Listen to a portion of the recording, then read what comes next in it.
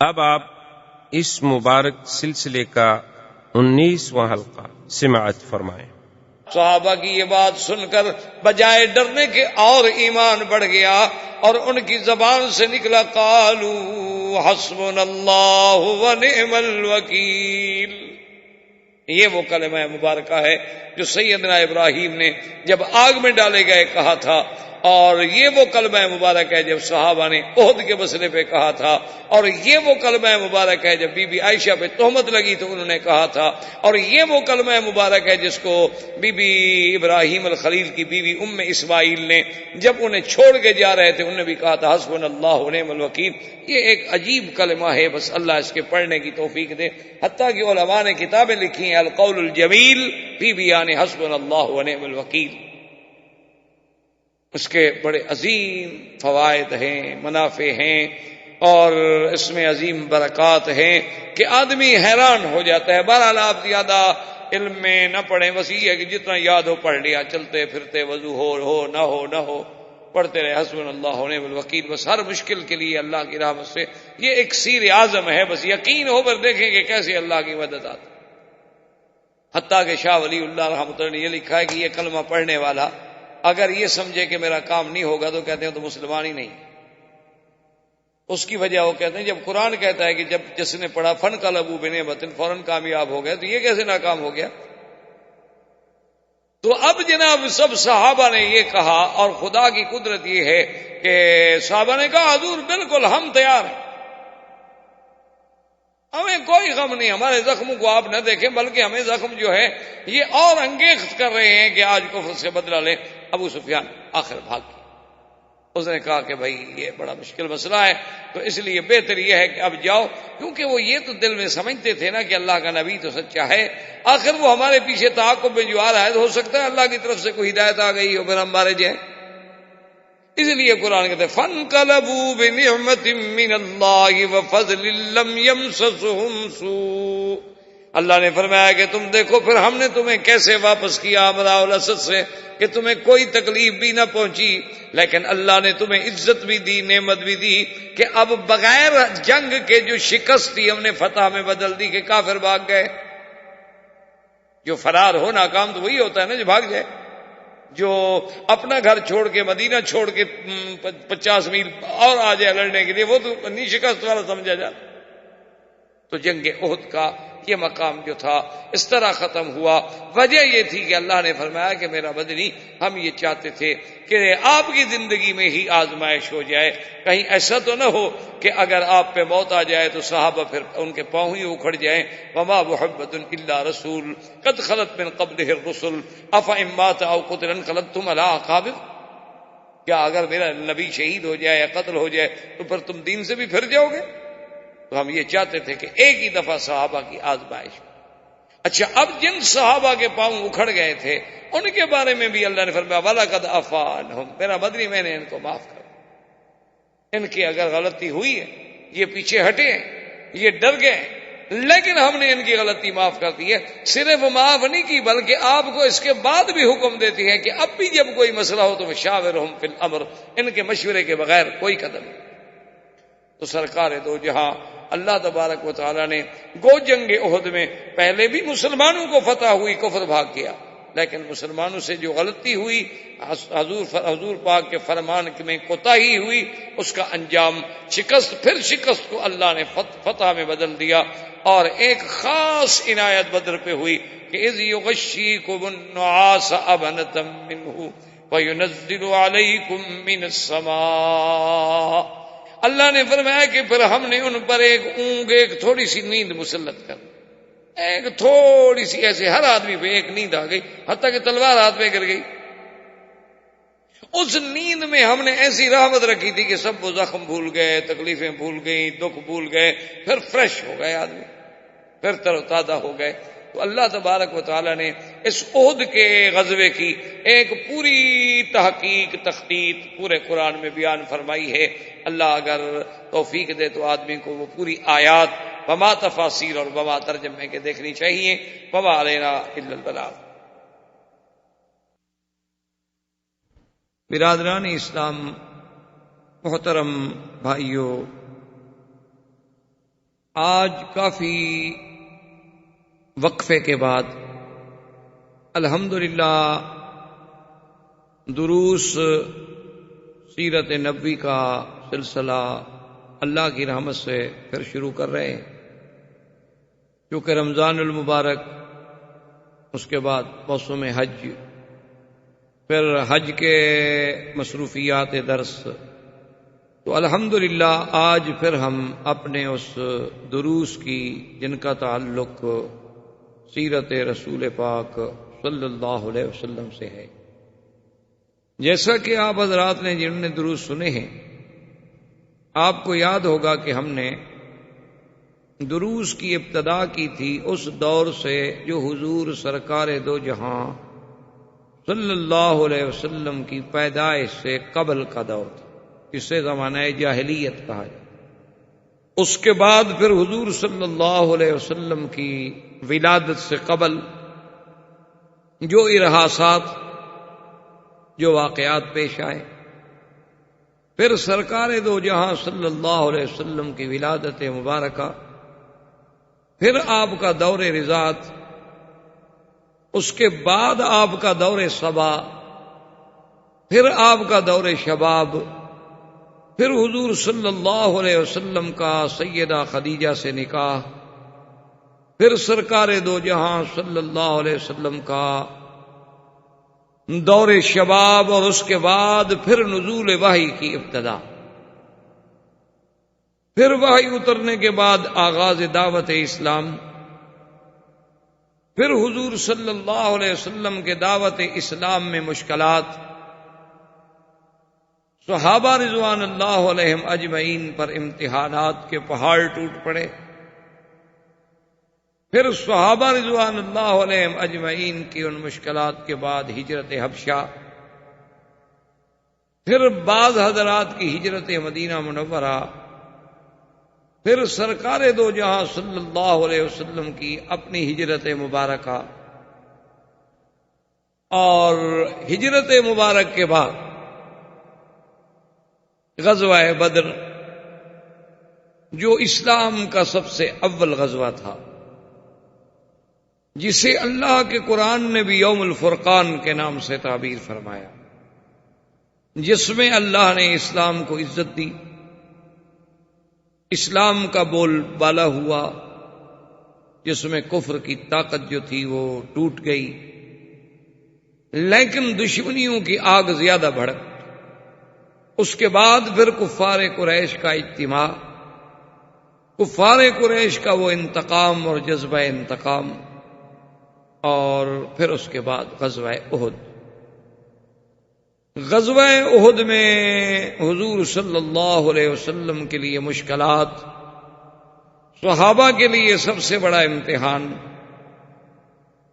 اور غزوہ احد میں اول فتح سے ہمکنار ہونا، پھر فرمان رسول کے سرانجامی میں اجتہادی خطا کا صدور ہونا، پھر اس فتح کا شکست میں بدل جانا، اور حضور صلی اللہ علیہ وسلم کے دندان مبارک کا شہید ہونا، سرکار دو جہاں کے سب سے محبوب ام محترم حضرت حمزہ رضی اللہ تعالی عنہ کا شہید ہونا، مصعب بن عمیر کی شہادت، صحابہ رضوان اللہ علیہم اجمعین کے لیے ایک بہت عظیم ابتلا کا دور۔ ان تمام ادوار کے بعد، چونکہ جنگ احد میں یہود کی سازش تھی، تو حضور صلی اللہ علیہ وسلم کا احد کے بعد یہود بنو نذیر پر محاصرہ، اور اس کے بعد حضور صلی اللہ علیہ وسلم کا فیصلہ کہ چونکہ انہوں نے اپنے عہد کو توڑا تھا، اور ان کا اجلاء کہ ان کو مدینہ منورہ سے نکالا گیا، اور حضور صلی اللہ علیہ وسلم نے ان کو خیبر کی طرف نکلنے پہ مجبور کیا۔ لیکن یہ پھر بھی رحمت دو جہاں کا، رحمت کا انداز تھا کہ اتنے بڑے دشمنوں کو، اتنے بڑے اعداء کو، جن کی وجہ سے 70 صحابہ شہید ہوئے، جن کے نفاق کی وجہ سے مسلمانوں کو اتنے بڑے زخم سہنے پڑے، حضور صلی اللہ علیہ وسلم نے اجازت دے دی کہ جو آپ سامان لے جا سکتے ہو، ہر آدمی ایک اونٹ پر سامان اپنا لے کر چلا جائے، ہم اس سے تعارف۔ وہ لوگ وہاں سے خیبر میں آئے، خیبر میں آ کر مستقل انہوں نے ڈیرا ڈالا۔ اب مدینہ منورہ میں صرف بنو قریظہ کے کچھ لوگ رہ گئے، بنی قینقاع اور بنو نذیر جو تھے یہ سب کے سب خیبر میں۔ یہاں تک ہم الحمدللہ پہنچے تھے۔ تو اس کے بعد یہ ہوا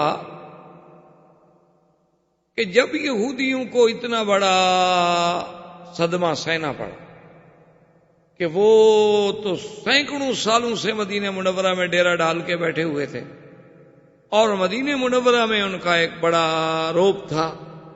اوس اور خزرج کے قبیلے جو تھے وہ ان کے ایک قسم کے زیر نگیں تھے، کیونکہ ان کے پاس پیسہ تھا، دولت۔ لیکن اسلام کے اس عظمت کے بعد اب یہودیوں کو کسی پل چین نہیں آیا، اور یہ اللہ کے قرآن نے ہمارے سامنے بڑی واضح کر دی ہے بات کہ مسلمانوں سے اگر سب سے زیادہ عداوت کسی قوم میں ہے تو وہ یہود۔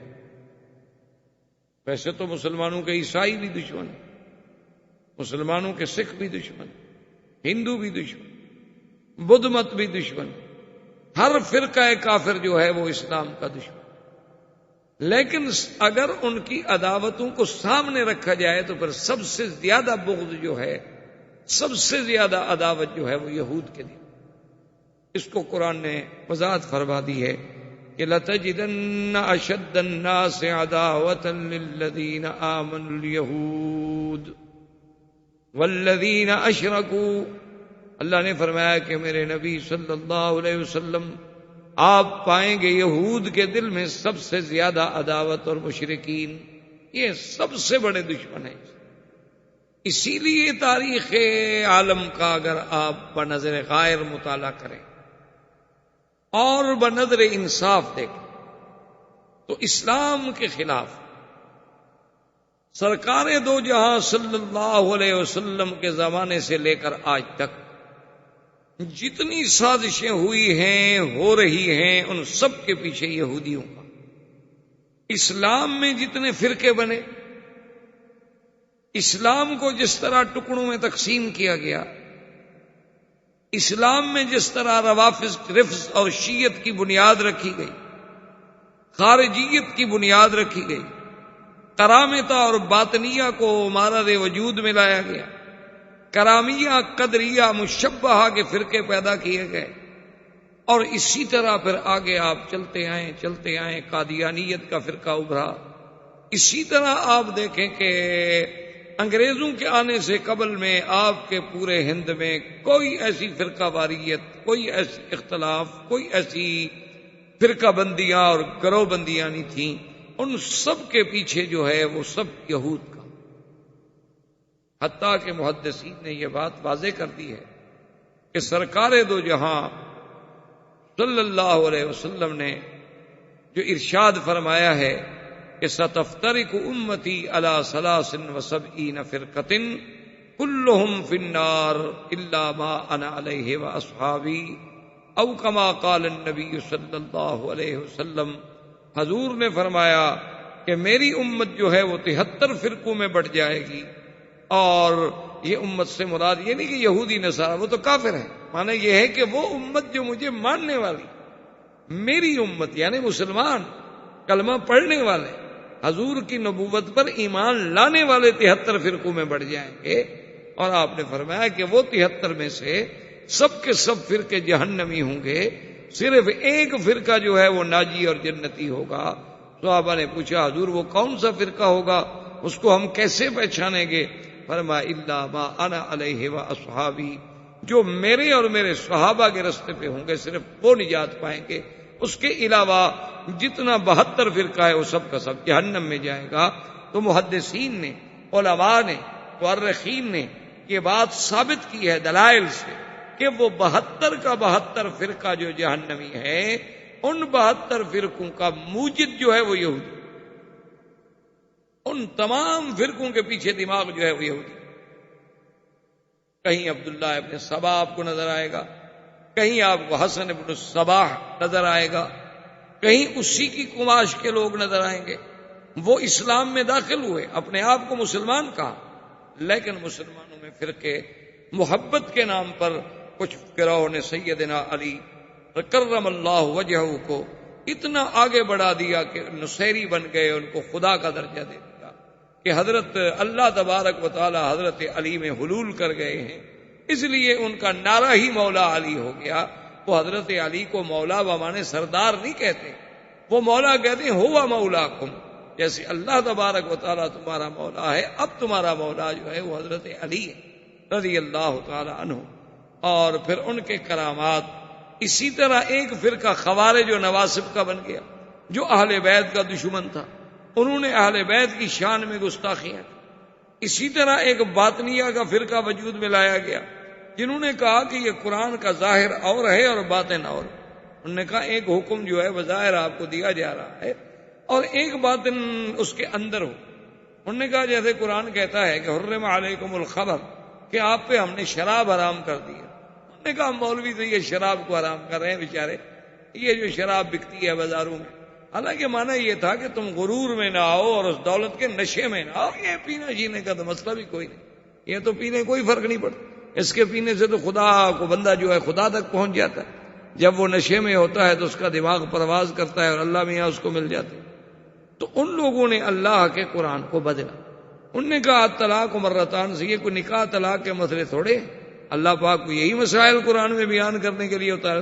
انہوں نے کہا یہ تو بادشاہوں کے عدل و نصب کے مسائل ہیں کہ ایک بادشاہ کو کتنے دفعہ ہٹایا جا سکتا ہے اور کتنے دفعہ معزول کیا جا سکتا ہے. تو ان نے پورے قرآن کو بدل ڈالا. اسی طرح مشبہ آ گئے. انہوں نے کہا کہ جی اللہ جو فرماتے ہیں میرا ہاتھ ہے، ہمارا بھی ہاتھ ہے، اللہ کا بھی ہاتھ. اللہ فرماتے ہیں میں آسمانوں سے اترتا ہوں، بندہ بھی اترتا ہے، خدا بھی اترتا ہے. تو لہٰذا وہ تشبیہ میں آ کر کافر ہو گئے، کیونکہ اللہ کی تشبیہ تو ہو نہیں سکتی کسی سے. لیس کمثلہ شیء. اچھا بعض لوگ جو تھے وہ ایسے پیدا، انہوں نے اسماء و صفات کا ہی انکار کر دیا. انہوں نے کہا جی یہ اچھی توحید ہے کہ ہم خدا کو مانیں کہ وہ سمیع ہے اور بندے کو بھی کہیں کہ سمیع ہے، خدا کو بھی کہیں وہ رحیم ہے اور نبی کو بھی کہیں کہ رحیم ہے، خدا کو بھی کہیں کہ رؤوف ہے اور نبی کو بھی کہیں کہ رؤوف ہے. یہ تو شرک ہے. لہذا انہوں نے اللہ کی صفتوں کا ہی انکار کر دیا، نعوذ باللہ. تو اس طرح یہ فرقے بنے. اور ان تمام فرقوں کے پیچھے جو دماغ کام کر رہا تھا وہ فکر یہود تھا اور پنجہ یہود تھا. وہ اتنے مکار و خداع تھے، وہ جانتے تھے کہ اب ہم قوت کے ساتھ اسلام کو نہیں مٹا سکتے، اب ہم لڑائیوں کے ساتھ اسلام کو نہیں مٹا سکتے. اب اسلام کو اگر مٹانا ہے تو اسلام میں داخل ہو کر ان کو اندر سے کمزور کر دو، ان کو اتنا کمزور کر دو کہ یہ درخت کھڑا کھڑا خود گر جائے، ہمیں کاٹنے کی ضرورت ہی نہ پڑے. اور ان کو قابو کرنے کے لیے پوری دنیا کا جو اکنامک کا لیور ہے وہ اپنے ہاتھ میں رکھ لو. جب چاہو کسی ملک کو نچا دو، جب چاہو کسی ملک کو غریب کر دو، جب چاہو ڈالر کو اونچا کر دو، جب چاہو ڈالر کو نیچا کر دو. پوری دنیا میں جتنے فتن ہیں، جتنے مصائب ہیں، مسجد اقصی کو شہید کیا جائے یا بابری مسجد کو، دونوں جگہ آپ کو یہودی نظر آئے. ظلم کسوہ میں کیا جائے یا سرب میں، ظلم شیشان میں کیا جائے یا کشمیر میں، پیچھے کمانڈوز اور ٹریننگ دینے والے جو دماغ ہیں وہ آپ کو یہودی نظر آئے. آپ قادیانیت پہ نظر ڈالیں، ان کا بھی باقاعدہ تل ابیب میں اب بھی ان کا مرکز ہے اور تل ابیب سے قادیانیوں کا باقاعدہ ماہنامہ ایشو جاری ہوتا ہے. قادیانیوں کا کیا تعلق تھا تل ابیب سے؟ وجہ یہ تھی کہ قادیانیت نے چونکہ اسلام کو نقصان پہنچایا تو ان کی حفاظت کرنے والے وہ یہودی. اسی طرح جتنے فتن ہیں، جتنا دور فتن ہے، وہ سب کے سب جو ہیں ان کے پیچھے یہودیوں کا ہاتھ ہے. حتیٰ کہ آپ دیکھ لیں، آپ تو ماشاءاللہ پڑھے لکھے لوگ ہیں، روز دیکھتے ہوں گے کلنٹن کا، مونیکا کا، یہ کیا ہے؟ یہ یہودیوں کی ایک سازش تھی کہ ایک لڑکی اتنے عرصے تک وہ اپنے کپڑے اور لباس کو محفوظ رکھتی ہے. کیا مطلب ہے اس کا؟ ان لوگوں کے نزدیک جہاں زنا گناہ ہی کوئی نہیں، جن کے نزدیک اس قسم کی آزادی ہے کہ بھئی اس میں یہ چیزیں کو معیوب بھی نہیں سمجھی جاتی. معیوب تب ہے جب کسی کو جبر کیا جائے. اب وہ کہتے ہیں جی اس کا تو ہمیں دکھ نہیں ہے کہ اس نے کیا کیا، بات تو یہ ہے کہ اس نے جھوٹ بولا. تو اس لیے ہم ذرا اس کے ساتھ سخت ہیں۔ لیکن ایک لڑکی کو ایک آفس میں رکھنا اور 20 سال تک یا 10 سال تک یا 12 سال تک وہ اپنے اس کپڑے کو بھی محفوظ رکھتی ہے، اس ٹراؤزر کو بھی محفوظ رکھتی ہے، کیا وجہ ہے؟ اس کو ضائع نہیں ہونے دیتی، اس پہ لگے ہوئے مادے کو بھی محفوظ رکھتی ہے۔ آپ اسی سے یہودیت کا آپ اندازہ کر لیں۔ تو یہ وہ یہودی تھے، جب وہ خیبر میں آئے تو اب وہ جل رہے تھے کہ ہمیں اتنا بے عزت کر کے مدینے سے نکال دیا کہ ہم تو مدینے کی بادشاہی کا خواب دیکھ رہے ہیں۔ چہ جائے کہ ہمارے لیے حضور پاک نے حکم دے دیا کہ مدینے سے نکال دو، اور اس کے بعد حکم دے دیا کہ اخرجوہم من جزیرۃ العرب، کہ ان کو جزیرہ عرب سے بھی نکال۔ تو انہوں نے پھر پلان بنایا جہاں سے ہم اپنے درس کا آغاز کریں۔ اس لیے میں نے تھوڑا سا پس منظر صاحب کا بیان کر دیا کہ چونکہ آج کل دور یہ ہوتا ہے کہ طالب سے زیادہ استاذ کو مضمون یاد رکھنا پڑتا ہے۔ انہوں نے کہا کہ ہم تو کم سے کم یاد کریں، کوشش کریں، کیونکہ پہلے دور میں یہ ہوتا تھا کہ طالب یاد کرتے تھے، استاذ زیادہ محنت نہیں کرتے تھے۔ طلباء کا کام ہوتا تھا کہ وہ سبق یاد کریں اور کہیں کہ کہاں ہم نے چھوڑا تھا۔ آج یہ ہوتا ہے کہ نہیں، استاد یاد کرتے۔ یہ ہمارے ساتھ حرم میں بھی ہوتا ہے، یعنی اگر 1 مہینہ چھٹی کے بعد ہم سبق شروع کریں، 10 طلباء سے پوچھیں کہ بھی ہم نے کس آیت پہ سبق روکا تھا، تو ہر آدمی نئی جگہ بتا۔ اللہ تبارک و تعالیٰ کے یہ صرف یہ نہیں کہ یہاں ہوتا ہے، حرم میں بھی یہ ہوتا ہے۔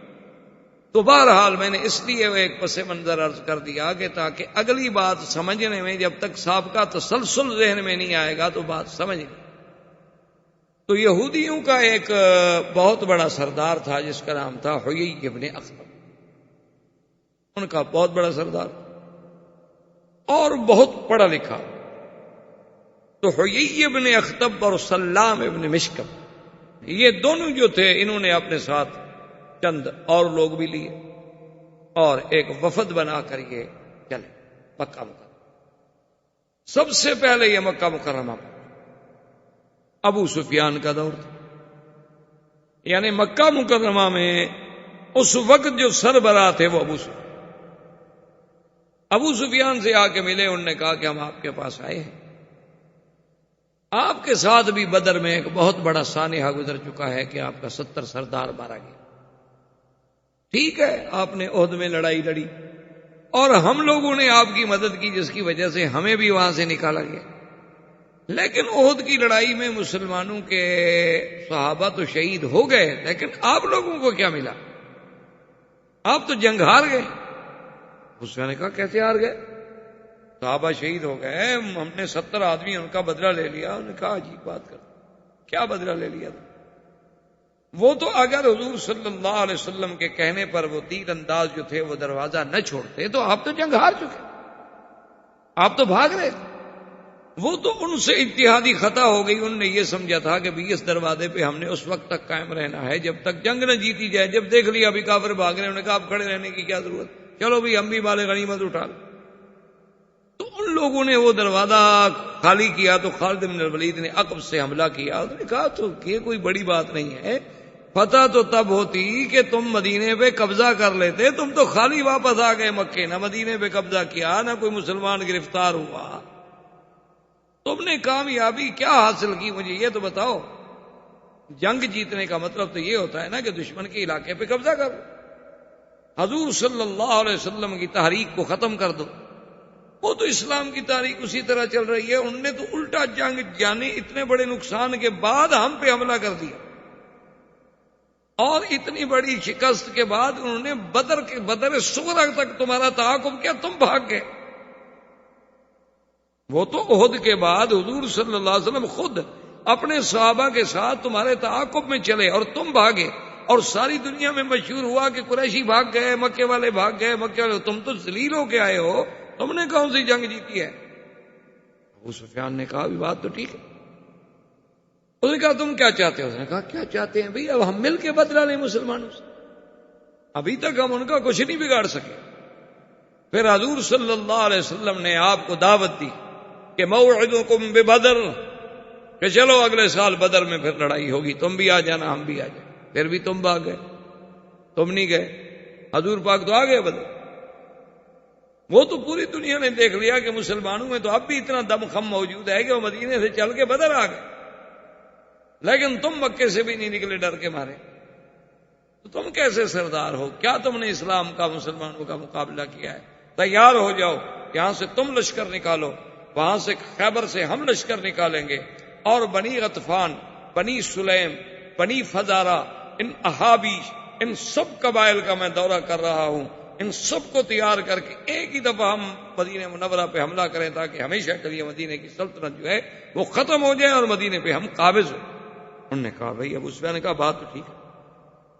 انہوں نے کہا کہ ہوئی بات یہ ہے کہ تمہاری یہ باتیں مجھے بڑی اچھی لگی، اچھی سمجھ آئی، اور میں تمہارے ساتھ دینے کے لیے تیار ہوں، لیکن ایک بات کرو، ہمیں یہ بتاؤ دیننا خیر ام دین محمد صلی اللہ علیہ وسلم۔ کہا تم پڑھے لکھے لوگ ہو، تورات پڑھے ہوئے ہو، انجیل پڑھے ہوئے ہو، تم سریانی پڑھے ہوئے ہو، عبرانی پڑھے ہوئے ہو، عربی جانتے ہو، اور پھر مدینہ منورہ کے محاورات جانتے ہو، کیونکہ سب سے فصیح ترین عربی بولنے والے یہودی۔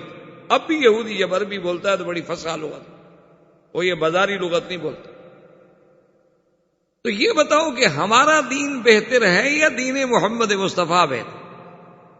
اب دیکھیں وہ یہی اپنے اختب والا کہ یہودی ہے، تورات جانتا ہے اور خود اللہ کو ماننے والا ہے، خود نبیوں کو ماننے والا ہے، لیکن چونکہ حضور سے دشمنی تھی، کہنے لگا لا دینکم خیر، تمہارا دین بہت اچھا ہے، محمد مصطفیٰ کا دین کہاں اچھا ہے؟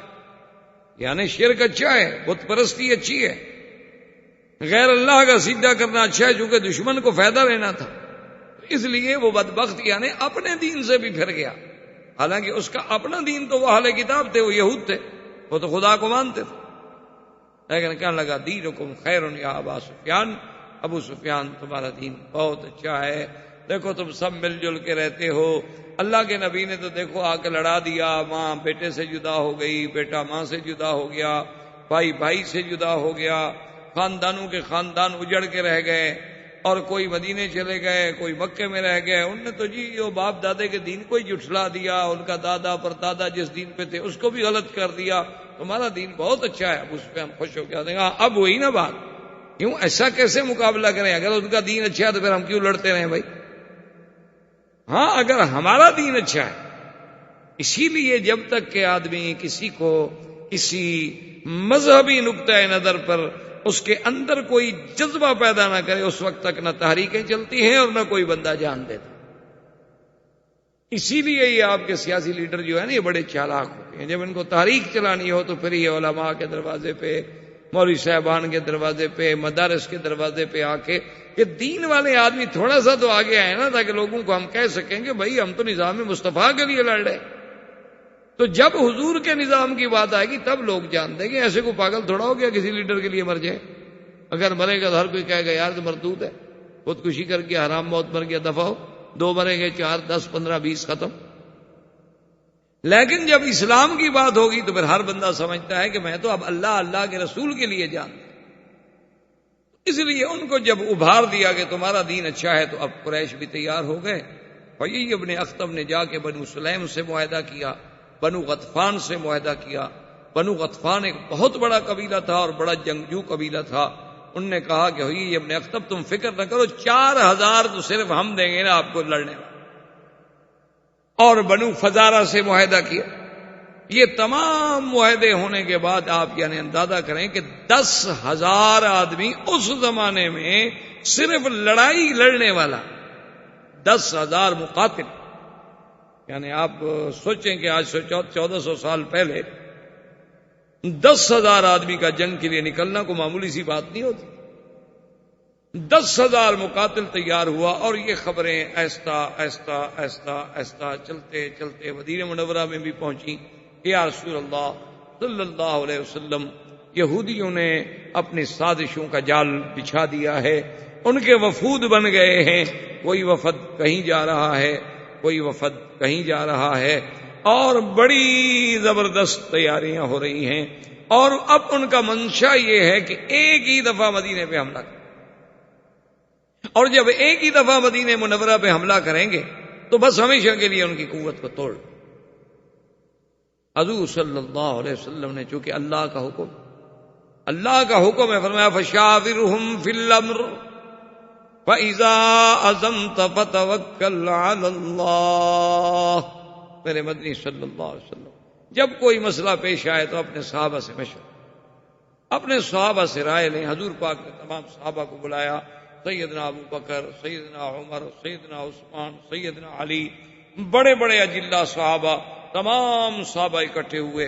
حضور پاک نے ان کو خبر دی اور بتلایا کہ اس طرح ہمارے خلاف ایک محاذ بن چکا ہے، اور یہود، مشرکین، احابیش اور بنو غطفان، بنو سلیم، بنو فزارہ، یہ تمام قبائل مل کر مدینے پہ حملہ کیا.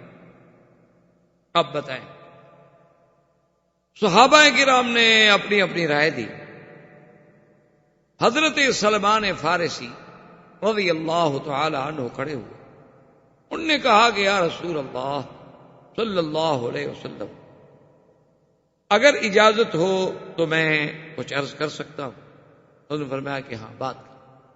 انہوں نے کہا حضور جب اس قسم کے حالات پیدا ہو جاتے تھے نا فارس میں، کیونکہ اس زمانے میں فارس سپر پاور تھا، روم سپر پاور تھا. فارس کا جو لقب تھا بادشاہوں کا وہ کسرا تھا، اور روم کا جو ہے وہ ہرقل.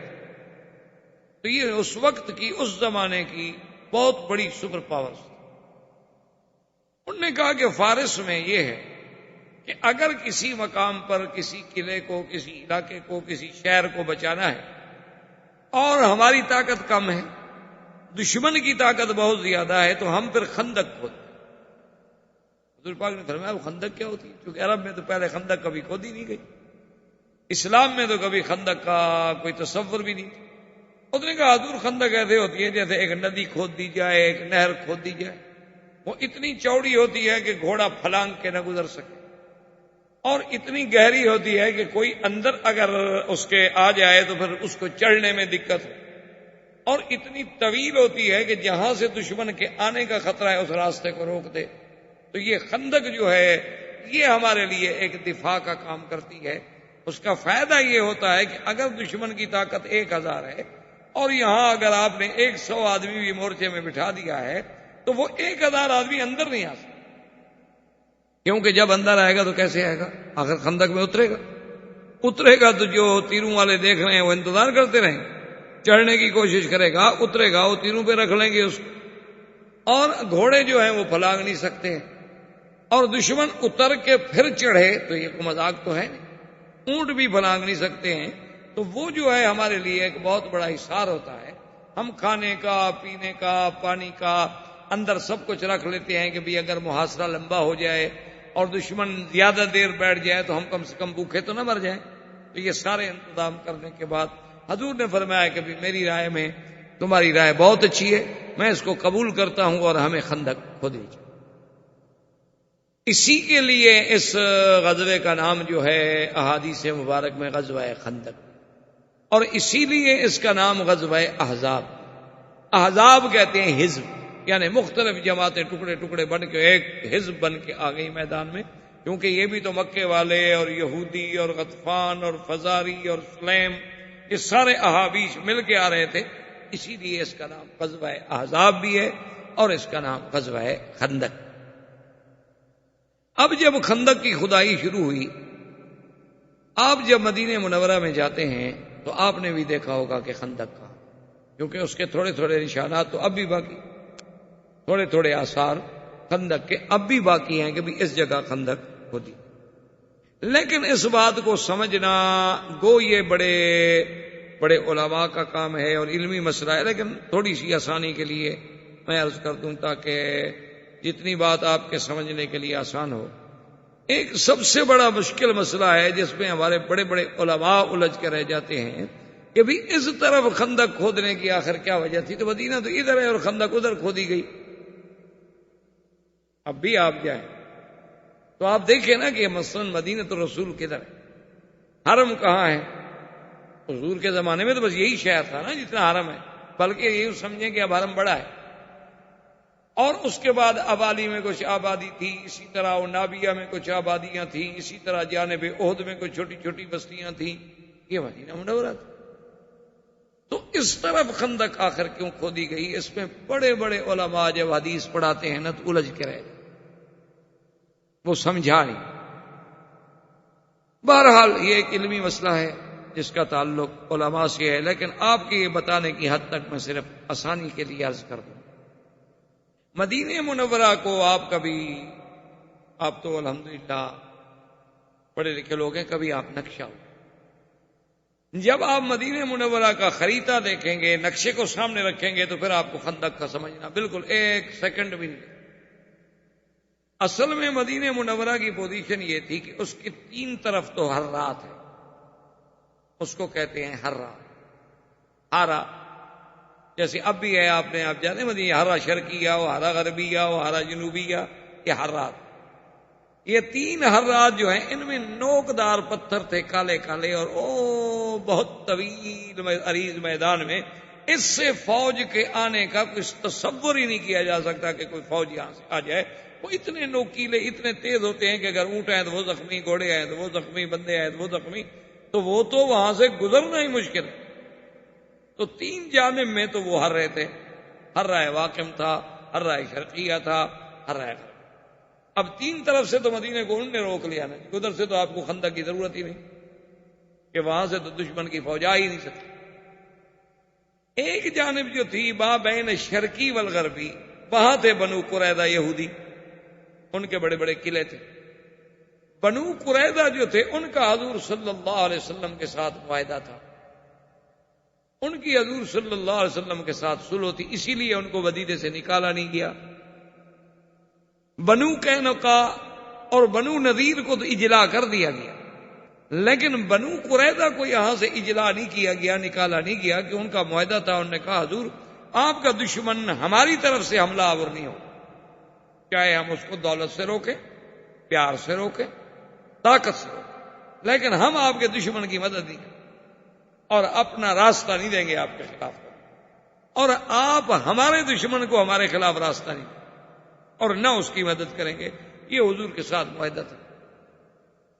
عیینہ بن الحصن ان کا سردار، تو اس طرف سے حضور مطمئن ہے، کبھی 3 ہرے ہو گئے، اس طرف سے بنو قریظہ ہو، آگے جبل احد پہاڑ ہو گیا، باقی یہ شمال بچا جس سے حملے کا خطرہ تھا کہ یہاں سے دشمن آ سکتا ہے، تو اسی جانب شمال میں وہ خندق کھودی گئی، اور اس کا طول کیسے رکھا گیا، ادھر پورے مدینے کو کنٹرول کرے اور ادھر جا کے احد کے طرف جو ہے جہاں پہاڑ جبل اسیر شروع ہوتا ہے اس سے ٹکرا جائے، اور وہ جبل جو ہے حضور کی پشت پہ آ جاتا تھا، وہاں سے دشمن حملہ نہیں کر سکتا، پہاڑ چڑھ کے اترے گا نا، آگے تو آپ کے تیر انداز انتظار میں بیٹھے ہوں گے اور پہاڑ کے اوپر بھی بیٹھے ہوں، تو پھر دشمن جو ہے اس زمانے میں جنگ جو ہے وہ گھوڑوں کی ہوتی تھی، ہاتھیوں اونٹوں کی ہوتی تھی، یا پیدل ہوتی تھی، یہ میزائل، یہ ایٹم، یہ ہوائی جہاز، یہ ہیلی کاپٹر، یہ تو ہوتے نہیں۔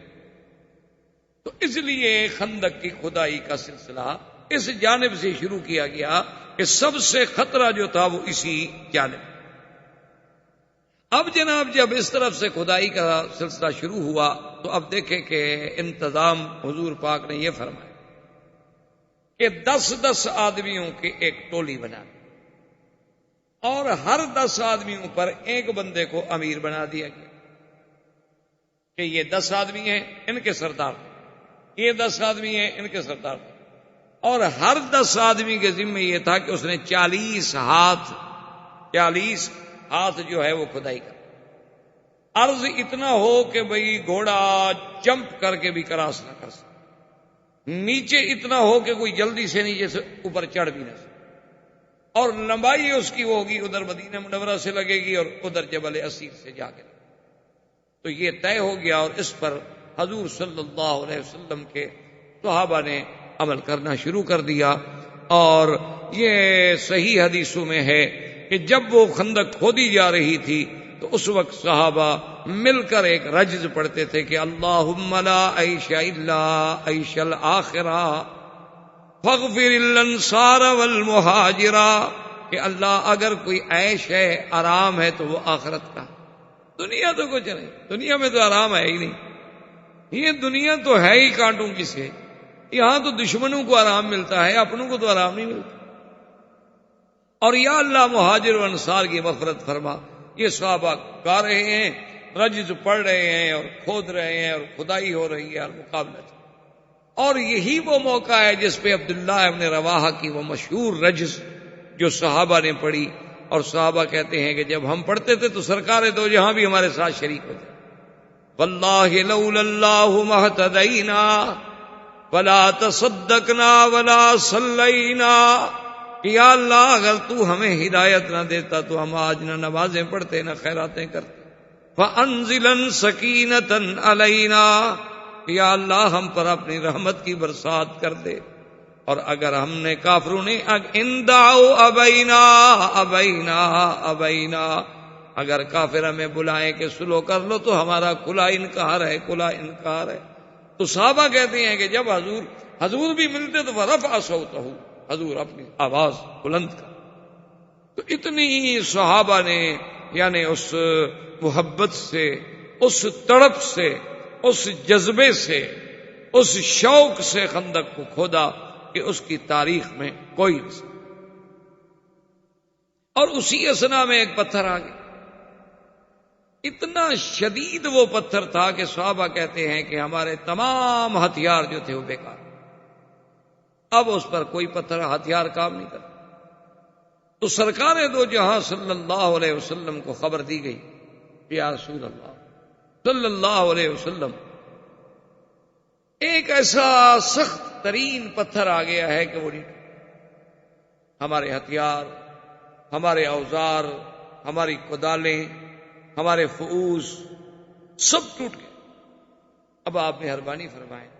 تو صحابی کہتے ہیں فقدم رسول اللہ صلی اللہ علیہ وسلم، سرکار دو جہاں تشریف لائے، آپ نے فرمایا این الصخرہ، تو وہ پتھر کا، صاحب نے کہا حضور یہ، حضور نے فرمایا پانی میں، اس پتھر پہ حضور نے پانی ڈالا، فضرب ضربۃ فصار کأنہ کثیبا، صحابہ کہتے ہیں کہ حضور نے ایک ہی ضرب ماری تو ریزہ ریزہ ہو گیا جیسے ریت ہو، جو ہم سے نہیں ٹوٹتا تھا وہ پتھر ایسے ریزہ ریزہ ہوا کہ معلوم یہ ہوتا تھا کہ وہ ریت کے ذرے بن گئے۔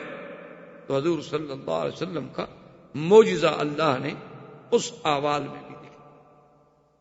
پھر کھدائی شروع ہو، اس کے بعد ایک اور پتھر جس پہ تمام صحابہ نے پھر زور لگا دیا کہ بھی بار بار اب ہم حضور کو تو تکلیف نہ دیں، لیکن جو ہے خدا کی شان ہے کہ وہ پتھر بھی نہیں ٹوٹا۔ حضور صلی اللہ علیہ وسلم کو مجبوراً اطلاع دی گئی کہ یا رسول اللہ صلی اللہ علیہ وسلم بالخندق صخرۃ، ایک بڑا شدید صخرہ، بہت بڑا سخت، اور حضور اگر ہماری پوری خندق مثلا 4 میل ہم نے کھدائی کر لی ہے اور درمیان میں ایک ٹکڑا رہ جائے تو خطرہ ہے نا، اسی سے دشمن عبور کر سکتے، کامیاب تو تب ہوں گے ہم جبکہ کھدائی ہماری مکمل ہو۔ اب جب وہ پتھر آیا تو حضور صلی اللہ علیہ وسلم پھر تشریف لائے، آپ نے پھر اپنے ہاتھ مبارک میں کدال پکڑی اور فرمایا اللہ اکبر، آپ نے ضرب ماری اس پتھر پہ۔ صحابہ کہتے ہیں اس سے ایسا نور نکلا کہ پورا خندق کا ماحول جو تھا وہ روشن، ایسے معلوم ہو جیسے اس کے اندر سے آگ نکلی ہے یا روشنی نکلی ہے یا لائٹ نکلی ہے۔ بعد میں تو یہ سمجھا کہ پتھر پہ جب لوہا لگتا ہے تو ایسی کوئی چنگاری نکلتی ہے، لیکن ایسی چنگاری تو نہیں ہوتی کہ پوری خندق روشن ہو جائے، پورا ماحول روشن ہو جائے، پورا علاقہ روشن۔ حضور نے دوسری ضرب ماری تو دوسری روشنی، اور فرمایا اللہ اکبر، صحابہ کہتے ہیں فصرخ رسول، حضور نے پوری آواز سے کہا اللہ اکبر، آپ نے پھر تیسری ضرب ماری، اس سے پھر روشنی نکال، اللہ اکبر، اور ریزہ ریزہ۔ صحابہ نے کہا حضور ہم نے سمجھ نہیں آئی، ایک تو ہمیں سمجھ نہیں آئی کہ اتنی بلند آواز سے تو آپ نے کبھی بھی اللہ اکبر نہیں کہا، اور ایک بات ہمیں سمجھ نہیں آئی کہ چلو پتھر پہ لوہا لگے تو اس سے کوئی نہ کوئی روشنی نکل آتی ہے، چنگاریاں پھوٹ پڑتی ہیں، لیکن اتنی بڑی روشنی کہ پورے خندق کا علاقہ روشن ہو جائے، پورے لوگ حیران ہو جائیں، یہ کیا بات؟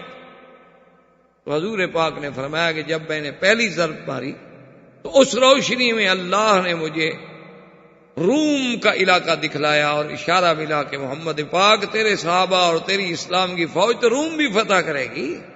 وہ پورا علاقہ دکھلایا گیا مجھے روم کا کہ وہاں تک میرا اسلام جائے گا۔ جب میں نے دوسری ضرب ماری تو اللہ نے مدائن فارس کا علاقہ دکھایا کہ میرا مدنی یہ بھی تمہارے زیر نظر۔ جب میں نے تیسری ضرب ماری تو مجھے سنا اور یمن کا علاقہ دکھایا گیا کہ یہ بھی اسلام کے صحابہ کھڑے ہیں، کہتے ہیں صدق رسول اللہ۔ کہ اب حالانکہ دیکھیں کہ حالات یہ ہیں کہ اپنی حفاظت کے لیے خندق کھودی جا رہی ہے جان بچانے کے لیے، لیکن وہ اللہ کا نبی خبر یہ دے رہے ہیں کہ سپر پاور ختم ہو جائے، خبر یہ دے رہے ہیں کہ ایک وقت آئے گا کہ جب اسلام یہاں پہنچے گا وہ علاقہ بھی ہم فتح کریں گے۔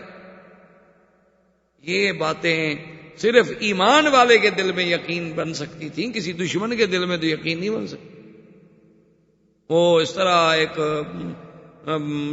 لطیفہ بھی ہوا اس دفعہ امریکہ کے سفر میں، جب ہم گئے تھے، ایک حدیث مبارک میں، یعنی آپ حیران ہوں گے، ایک حدیث مبارک میں لفظ ہیں باقاعدہ کہ حضور نے فرمایا کہ قیامت سے پہلے میری امت کے کچھ لوگ جو ہیں وہ بیت الابیض کو فتح کریں گے۔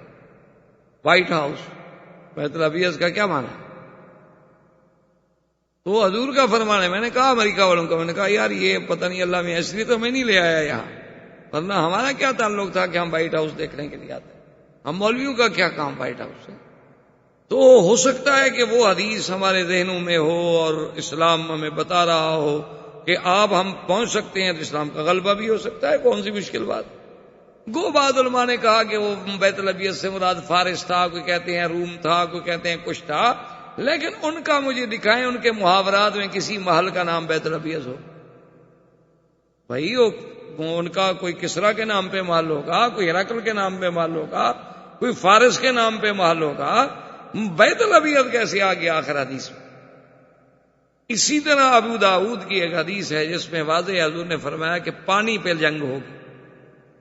اب ساری دنیا کہہ رہی ہے نا کہ آنے والی جنگیں جو ہیں وہ آبی وسائل پہ ہوں گی، پانی پہ جھگڑے ہوں گے، لڑائیاں پانی پہ لڑی جائیں گی۔ حضور نے 1400 سال پہلے فرما دیا، 1400 سال پہلے۔ تو بہرحال یہ ایک الگ موضوع ہے، پھر ہم اپنے راستے سے دوسری طرف چلے جائیں گے۔ تو کہنے کا مقصد یہ تھا کہ جن کے دل میں ایمان ہو وہ تو فوراً کہہ دیتے تھے نا کہ سادہ کا رسول، بھئی حضور نے جو فرمایا سچ۔ ورنہ اللہ کا نبی یہاں کھڑے ہو کر اس روشنی میں اللہ اگر ان کو فارس دکھا سکتے ہیں، روم دکھا سکتے ہیں، یمن دکھا سکتے ہیں، تو ایک وقت آئے گا جیسے حضور فرما رہے ہیں کہ وہ یقیناً فتح۔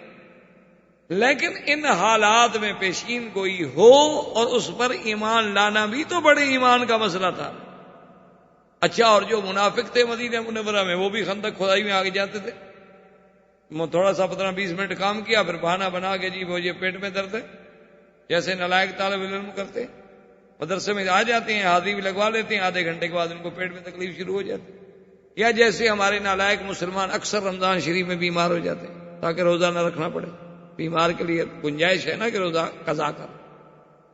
تو بہرحال یہ ہے کہ بھئی منافقوں نے کہا کہ دیکھو یار مسلمانوں کا بھی عجیب عالم ہے، اپنی جان بچانے کے لیے تو خندقیں کھود رہے ہیں اور خبریں دے رہے ہیں ہمیں کسرا اور کیسر کی اور فارس کی اور روم کی، لیکن مسلمان جو تھے وہ کہتے صدق، جو حضور نے فرمایا وہ سچ ہے اور ایک دن سچ ہو کے رہے۔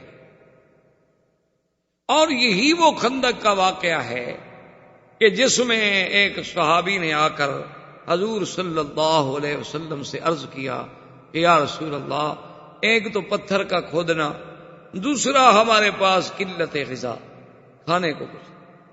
اس کا نتیجہ یہ نکلا ہے کہ حضور یہ دیکھیں میں نے پیٹ پہ پتھر باندھا۔ پیٹ پہ پتھر باندھنے کا مطلب یہ تھا کہ کھانا تو ہے نہیں، تو آنتوں میں پانی پی پی کے بل نہ پڑ جائیں، تو انہوں نے پتھر باندھ دیے تھے کہ چلو کم از کم آتے تو سیدھی رہیں، پیٹ تو سیدھا رہے، اور تو کچھ نہیں، یا کم از کم جب ٹھنڈا ٹائم ہوگا یہ پتھر ٹھنڈا ہوگا تو کچھ اس کی ٹھنڈک سے بھی ہمیں فائدہ پہنچے۔ تو اس لیے صحابی نے کہا فرفع صوبہ، یا رسول اللہ ہماری یہ حالت ہے۔ فرفع صوبہ رسول اللہ صلی اللہ علیہ وسلم، حضور پاک نے بھی اپنا قمیص مبارک اٹھایا تو آپ نے 2 پتھر، آپ نے فرمایا کہ تم نے تو 1 پتھر باندھا ہوا ہے نا، میں اللہ کا نبی ہو کر بھی تو 2 پتھر باندھے ہوئے ہوں، اللہ کا شکر کرو، اللہ آزمانا چاہتے ہیں تو ہم کیا کریں۔ حضرت جابر ابن عبداللہ فرماتے کہ جب میں نے دیکھا کہ حضور صلی اللہ علیہ وسلم کی فاقہ کا اور بھوک کا یہ حالت ہو گئی کہ حضور کے پیٹ پہ پتھر بندھے ہوئے، تو میں جلدی سے دوڑا گھر میں اور اپنی بیوی سے آ کے پوچھا کہ گھر میں کچھ ہے؟ اس نے کہا کہ ہاں ایک چھوٹا سا بکرا ہے، چھوٹا سا اناک، اور گھر میں کچھ جو ہے، اور گھر میں کچھ زیت ہے۔ میں نے کہا مجھے یہ بتاؤ کہ یہ اگر کھانا پکایا جائے تو کتنے آدمیوں کو کافی ہو جائے گا؟ میں نے حضور کو دیکھا ہے، مجھ سے تو برداشت نہیں ہوتا۔ تو اس نے کہا کہ یوں کر لیں کہ اگر 3 آدمی حضور کے ساتھ اور ہوں اور چوتھے آپ ہوں، یا 4 اور ہوں اور 5ویں آپ ہوں، 5 آدمی سے زیادہ کا کھانا نہیں ہو سکتا۔ ہمارے پاس جو جو ہے، جو آٹا ہے، جو زیت ہے، جو گوشت نکلے گا 1 سے 1.5 کلو 2 کلو نکلائے گا، تو یہ 5 آدمیوں سے زیادہ کا نہیں ہو سکتا۔ تو حضور صلی اللہ علیہ وسلم کو جا کے جلدی دعوت کرو، میں اس وقت تک کھانا تیار کر دوں۔ حضرت جابر ابن عبداللہ رضی اللہ تعالی عنہ تشریف لائے، آ کے حضور کی خدمت پہ کہا کہ حضور میں نے ایک بات کہنی ہے اور علیحدگی میں کہنی ہے۔ تو فرمایا ٹھیک۔ فسر الی رسول اللہ، اس نے رازداری میں آ کے بات کی۔ اس نے کہا رسول اللہ ہمارے گھر میں اتنی کھانا ہے کہ یا تو آپ رابع ہوں او خامس، یا تو آپ چوتھے ہوں یا آپ 5، اس سے زیادہ کھانا نہیں ہے گھر۔ اور فرمایا اچھا ٹھیک۔ حضور نے اپنے کپڑے مبارک جھاڑے اور خندق سے باہر آئے، خندق کے کنارے پہ کھڑے، فرمایا یا معاشر الانصار والمہاجرین ہلموا الی دعوت جابر، آؤ سب کٹے ہو جاؤ، دعوت کر رہے، تمام صحابہ کام چھوڑ دیں، جابر کی دعوت ہے۔ حضرت جابر کہتے ہیں میرے تو پاؤں تلے زمین نہیں گئی، میں نے اجازت دی، میں نے کہا حضور میں گھر جا کے ذرا انتظام کرتا ہوں۔ اب ہاں ٹھیک ہے، میں دوڑا آیا تو میرے چہرے پہ ہوائیاں اڑ رہی ہیں۔ بیوی نے کہا ماں بھی کہا جابر کیا ہو گیا تمہیں؟ میں نے کہا کیا ہو گیا؟ 5 آدمی کا ہمارے گھر میں کھانا ہے، حضور سارا لشکر لا رہے ہیں، وہ تو 400 آدمی آ رہا ہے۔ اس نے کہا مجھے یہ بتاؤ حل اخبرت رسول اللہ صلی اللہ علیہ وسلم ام لا، مجھے یہ بتاؤ کہ تم نے حضور کو بتلا دیا تھا کہ ہمارے گھر میں کیا ہے؟ میں نے کہا میں نے بتلا دیا۔ تو اس نے کہا کہ پھر جس نے بلایا ہے وہ جانے، اس کا خدا جانے، تم کیوں مرے جا رہے ہو؟ ہم نے تو نہیں بلایا نا، ہم نے تو حضور کو بلایا۔ اب حضور نے دعوت دی ہے تو پھر اللہ جانے، اللہ کا رسول جانے، ہم کیا کر سکتے؟ حضور تشریف لے آئے، آپ نے فرمایا ابھی کہاں ہے وہ دیکھی کوشش جی، کہاں ہے وہ آٹا ہے؟ آپ نے اپنا لعاب مبارک ڈالا، دعا فرمائی، اور اس کے بعد آپ نے فرمایا کہ ایسا کرو کہ 10 آدمیوں کی ٹولی بٹھا دو اور روٹیاں دیتے جاؤ، روٹی میں سالن ڈال کے ایک آدمی کو دیتے جاؤ۔ اب جناب جابر کہتے ہیں کہ جی ہم چلا رہے ہیں اور چلا رہے ہیں اور چلا رہے ہیں، اور میں ادھر دیگچی کو دیکھتا ہوں، جتنا ہم نکالتے جا رہے ہیں اتنا زیادہ ہوتا جا رہا ہے، جتنا ہم نکالتے جا رہے ہیں اتنا زیادہ ہوتا جا رہا ہے، تمام لشکر کھا کے چلا گیا۔ اور حضرت جابر کہتے ہیں خدا کی قسم ہے میں حیران تھا کہ بھئی سالن پہلے سے بڑھ گیا ہے یا کم ہو گیا ہے، مجھے سمجھ نہیں آیا۔ تو حضور نے فرمایا جابر کیوں پریشان، ان اللہ رزقنا، اسی نے رزق دیا ہے، یہ تو اسباب کی بات ہے، اصل رزق دینے والے تو وہ ہیں جس میں چاہیں برکت عطا فرما دیں، اس میں چاہو تم بھی کھاؤ، گھر والوں کو بھی کھلاؤ، سب۔ تو حضور صلی اللہ علیہ وسلم کا یہ معجزہ عظیمہ جو سیاہ اور صحیحین میں، بخاری اور مسلم اور بڑی بڑی عظیم کتابوں میں، کہ جس میں کثرت طعام، کہ ایک محدود طعام کا بڑھ جانا، محدود آٹے کا بڑھ جانا، محدود سالن کا بڑھ جانا، اسی طرح جب چند یوم اور گزرے ہیں تو یہ تو اللہ ائمہ محدثین، ائمہ مجتہدین، ائمہ فقہا، اصحاب رسول اللہ صلی اللہ علیہ وسلم پہ کروڑوں رحمتیں فرمائے کہ انہوں نے یہ بھی لکھا ہے کہ حضور جب خندق سے مٹی نکالتے تھے انہوں نے کہا کہ 2 کیفیتیں ہوں، یا تو حضور اپنا ہاتھ یوں آگے باندھ لیتے تھے اور یہاں مٹی رکھ لیتے تھے اور اینٹیں اور پتھر رکھ لیتے، یا کبھی حضور پھر اپنا ہاتھ یوں باندھ لیتے اور کہتے بھی یہاں پیچھے سے پتھر رکھ دو اور مٹی رکھ دو اور جا کر باہر پھینک، یعنی اس کیفیت کو بھی محفوظ رکھا ہے جس کیفیت سے حضور صلی اللہ علیہ وسلم نے خندق سے مٹی نکالی۔ تو تھوڑی دیر، کئی دن گزرنے کے بعد فاقہ پھر شدید ہو گیا، تو بی بی عامرہ بنت رواح ان کو پتہ چلا، تو ان کے پاس کوئی تھوڑی سی کھجوریں تھیں، کوئی 1 کلو 2 کلو، وہ کہ ان نے وہ کھجوریں بھیجی کہ عبداللہ ابن رواحہ اور باقی اس کی فیملی کے لوگ جو تھے وہ سب وہیں پتھر پہ کام کر رہے تھے، انہوں نے کہا کہ کھجوریں میرے گھر والوں کو، رشتہ داروں کو دے دو تاکہ وہ بیچارے کچھ تو گزارا کریں۔ جب ان کے پاس کھجوریں آئیں تو انہوں نے کہا کمال ہے، ہم کیسے کھا سکتے؟ انہوں نے کہا بھی یہ تو لے چلو حضور کی خدمت میں، پہلے ہم حضور کو تو شریک کریں نا اپنے ساتھ۔ جب حضور صلی اللہ علیہ وسلم کی خدمت میں وہ 1 کلو 2 کلو کی کھجوریں پیش کی گئی تو حضور نے فرمایا کہ اچھا بھائی ایسا کرو کہ آواز دے دو تمام صحابہ کو کہ سب آ جاؤ بھی کھجور کی دعوت ہے، بی بی امرا کی دعوت۔ تمام صحابہ دوڑ کے آ گئے۔ حضور نے فرمایا کہ بچھاؤ دسترخوان جو تھا چمڑے کا بچھایا گیا۔ صحابی کہتے ہیں جب وہ کھجوریں ڈالی تو حضور نے اپنے ہاتھ مبارک لگائے اور اس کے بعد وہ کہتے ہیں کہ ہم سب صحابہ کھا رہے ہیں اور کھجوریں بڑھتی جا رہی ہیں تاکہ دسترخوان سے باہر گرنے لگ گئی، اتنی کھجوریں ہو گئی کہ ہم 300 آدمی کھجوریں کھا گئے اور دسترخوان اسی طرح بھرا ہوا ہے اور دسترخوان سے کھجوریں باہر گر رہی۔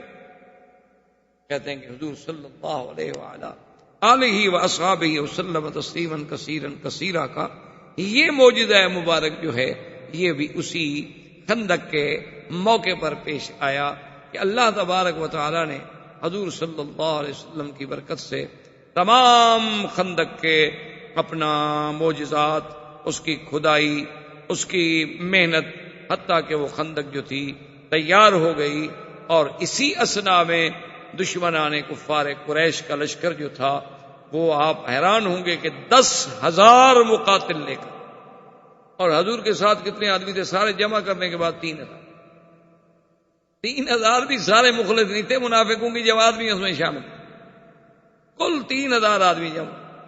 اور مدینہ منورہ میں حضور پاک نے حکم دے دیا کہ جتنے بچے ہیں، عورتیں ہیں اور جتنے معذور بوڑھے ہیں وہ ایک بڑے قلعے میں، بڑے گھر میں جمع ہو جائیں تاکہ علیحدہ علیحدہ نہ ہوں۔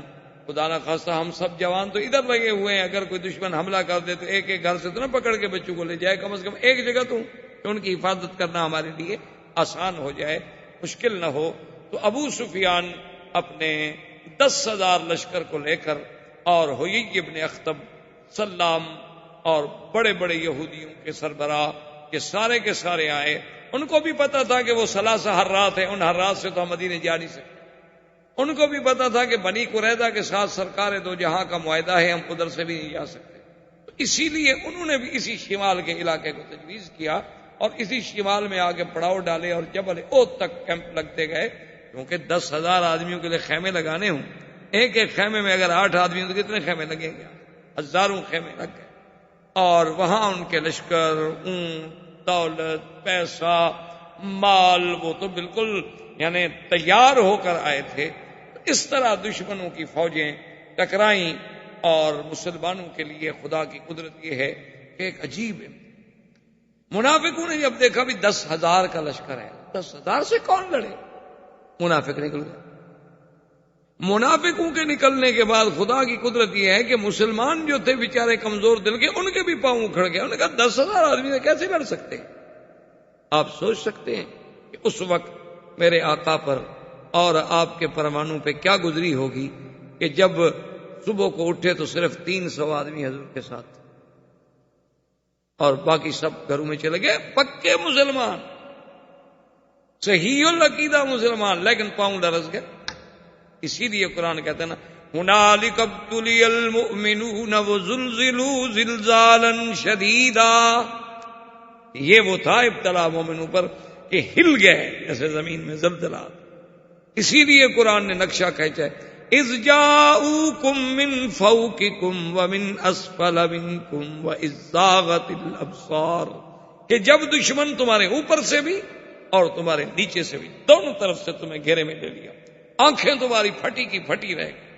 وبلغت القلوب الحناجر، اور جب تمہارے دل جو تھے نکل کے یہاں گلے میں آ، وَتَظُنُّونَ بِاللَّهِ الظُّنُونَا، اور اس وقت تم گمان کرتے تھے اللہ پر گمان کرنا کہ ہائے ہم اس حال میں ہیں، پتہ نہیں خدا ہماری مدد کب کرے گا، پتہ نہیں خدا کی مدد کب آئے۔ هُنَالِكَ ابْتُلِيَ الْمُؤْمِنُونَ وَزُلْزِلُوا زِلْزَالًا شَدِيدًا وَإِذْ يَقُولُ الْمُنَافِقُونَ وَالَّذِينَ فِي قُلُوبِهِم مَّرَضٌ ما وعدنا اللہ ورسولہ الا غرورا، اور یہ وہی وقت تھا کہ جب منافق کہتے تھے کہ اللہ کے رسول نے جو باتیں کی ہیں وہ تو دھوکہ ہے، کہاں مدد آئے گی، کہاں نصرت آئے گی، اب تو ہم ایسے پھنسے ہیں کہ بس ان 2 چکی کے پاٹوں میں پس کے رہ جائیں گے، ہماری کوئی حفاظت کرنے والا بھی نہیں ہوگا۔ اس منظر میں یہ واقعہ تھا، زندگی باقی تو بات باقی۔ والسلام علیکم ورحمۃ اللہ وبرکاتہ۔ برادران اسلام، واجب الاحترام بزرگوں، دوستوں اور بھائیوں، دروس سیرہ نبویہ کا سلسلہ